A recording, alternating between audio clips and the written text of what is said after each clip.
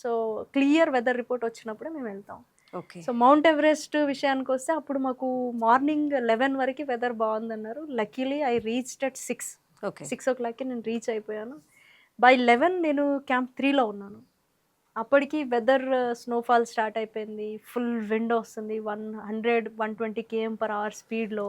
మా టెంట్స్ కూడా కొందరియి కొట్టుకపోయినాయి. ఓహ్! నా స్లీపింగ్ బ్యాగ్ పోయింది కిందికి వచ్చేటి రోజు. ఓకే. సో అట్లా అంటే ఎక్స్ట్రా పెయిర్ కింద ఉంటుంది. మేము కిందికే వస్తున్నాం కాబట్టి అంత ప్రాబ్లం ఉండదు. ఓకే. ఓకే.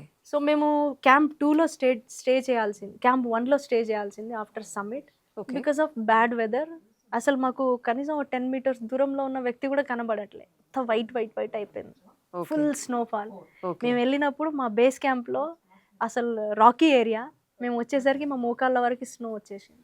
సో అంత బ్యాడ్ వెదర్ ఫేస్ చేసాము. But anyway we have to come down. పైన ఉంటే రిస్క్. సో క్యాంప్ 1లో అంటే 7,100 మీటర్స్‌లో మేము స్టే చేయాల్సింది.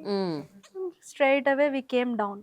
అక్కడ పరిస్థితి బాలేదు కాబట్టి అవలాంచ్ వస్తే అందరం కొట్టుకుపోతాం అని చెప్పి మొత్తం 6,400 మీటర్స్‌కి సేమ్ డే. ఓకే. ఆల్మోస్ట్ ఒక 24 అవర్స్ నడిచినట్టే మేము. Okay. Summit push and coming down. Okay. So అదొకటి. దాని తర్వాత అవలాంచ్ నా కళ్ళ ముందు చూసిందంటే 2019లో. మేము 2019. ఓకే. దెనాలి మౌంటైన్ నేను రెండోసారి అటెంప్ట్ చేయలేదు. ఫస్ట్ టైం నేను 2019లో అటెంప్ట్ చేశాను. వెదర్ పాడైపోవడం వల్ల రిటర్న్ వచ్చేసాము. ఓకే. సో అంటే అది కూడా మేము డెసిషన్ తీసుకోవాల్సిన అవసరం ఉంది. Decision making is also important మౌంటైన్స్లో. ఓకే. ఎందుకంటే అంత ఎఫర్ట్స్ పెట్టి, అంత మనీ పెట్టి, అంత టైం పెట్టి ఒక మౌంటైన్ ఎక్కడానికి వెళ్తాము. ఓకే. మౌంటైనీరింగ్ అంటేనే ఎక్స్పెన్సివ్. సో అన్నీ మేము వదిలేసుకొని వస్తున్నాం అంటే మౌంటైన్స్ ఎప్పటికీ అక్కడే ఉంటాయి. మౌంటైన్స్ ఎప్పటికీ కొన్ని సంవత్సరాలైనా అక్కడే ఉంటుంది. నేను బతికుంటే మళ్ళీ వెళ్ళి సంపాదించుకొని టైం పెట్టుకొని వెళ్ళి ఎక్కొచ్చు. ఓకే. సో అట్లా అనుకొని రిటర్న్ వచ్చేసాము. బట్ వెరీ ఫస్ట్ డే మేము అక్కడ బేస్ క్యాంప్కి రీచ్ అవ్వగానే ఒక 5-10 మినిట్స్కి అవలాంచ్ వచ్చి మొత్తం కింది దాకా వచ్చింది. మా క్యాంప్ దాకా రాలేదు, మొత్తం కూలిపోయింది అన్నట్టు. ఓకే. సో అదొకటి ఎక్స్పీరియన్స్ చేసాము. సో ఇట్లా అంటే మరీ ఇరుక్కుపోయిన పరిస్థితులు ఎక్కడ లేవు. Okay. I was safe. Okay. ఇట్లా ఇన్స్ట్రక్షన్స్ ఇచ్చేవాళ్ళు ఎలా ఉంటుంది మీకు? అంటే మీరు సపోజ్ మౌంట్ ఎవరెస్ట్ పైన ఉన్నారు. సో మీకు వెదర్ రిపోర్ట్ కానివ్వండి అట్లాంటివి అంటే సర్వేలెన్స్ ఉంటుందా మీకు?